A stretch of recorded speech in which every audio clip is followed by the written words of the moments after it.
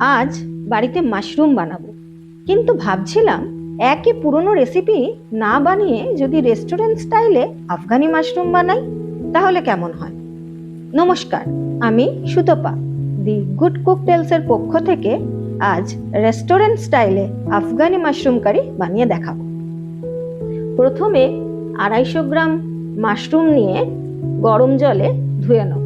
তারপর ওপরে ছালের মতো অংশটা সবকটা মাশরুম থেকে ভালোভাবে ছাড়িয়ে নেব। ছালের মতো অংশটা ছাড়ানো হয়ে গেলে মাশরুমটা সরু সরু স্লাইস করে কেটে নিতে হবে।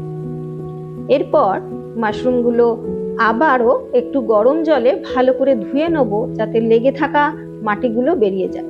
এরপর একটা পাত্রে 1 চামচ হলুদ গুঁড়ো, 1 চামচ লঙ্কা গুঁড়ো আর সামান্য একটু নুন দিয়ে মাশরুমগুলো একটু সময়ের জন্য ম্যারিনেট করে রাখ। অপরদিকে 7-8টা কাজু বাদাম, সামান্য একটু চারমগজ আর একটা ছোট টমেটো দিয়ে মিক্সিতে একটা পেস্ট বানিয়ে নেব। এরপর কড়াইয়ে তেল গরম করে একটা শুকনো লঙ্কা, একটা তেজপাতা আর 1 চামচ গোটা জিরে দিয়ে একটা কুচানো পেঁয়াজ তাতে দিয়ে দেবো। সামান্য নুন দিয়ে পেঁয়াজগুলো ভালো করে নেড়ে চেড়ে একটু ভেজে নেব। পেঁয়াজগুলো যখন বেশ কিছুটা ভাজা হয়ে যাবে, তাতে 2টো রসুন কুচানো, 1 চামচ আদা বাটা আর আগে থেকে বেটে রাখা চারমগজ কাজুর ওই পেস্টটা দিয়ে দেবো। তারপর 1 চামচ লঙ্কা গুঁড়ো, 1 চামচ হলুদ গুঁড়ো, 1 চামচ জিরে গুঁড়ো, 1 চামচ ধনে গুঁড়ো আর একটু নুন দিয়ে মশলাটা ভালো করে কষে নেব।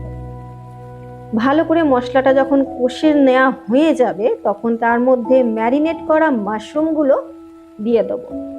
দিয়ে মাশরুমগুলো ভালো করে নেড়ে চেড়ে মশলাটা মাশরুমের সাথে ভালো করে মিশিয়ে নেব। তারপর কড়াইয়ে ঢাকা দিয়ে রেখে দেবো। মাশরুম রান্না করার জন্য কিন্তু আলাদা করে জল দেওয়ার প্রয়োজন পড়বে না, কারণ মাশরুম থেকে যে জল বেরোবে তাতেই মাশরুমটা রান্না হয়ে যাবে। আর জলটা শুকিয়ে গেলেই কিন্তু আমাদের আফগানি মাশরুম কারি একদম রেডি হয়ে যাবে। আমার এই রেসিপিটি যদি আপনাদের ভালো লাগে তবে লাইক, শেয়ার আর সাবস্ক্রাইব করতে ভুলবেন না কিন্তু। আর খুব শীঘ্রই দি গুড কুক টেলস আবার নতুন কিছু রেসিপি নিয়ে আপনাদের সামনে হাজির হবে। ততক্ষণ ভালো থাকবেন, সুস্থ থাকবেন।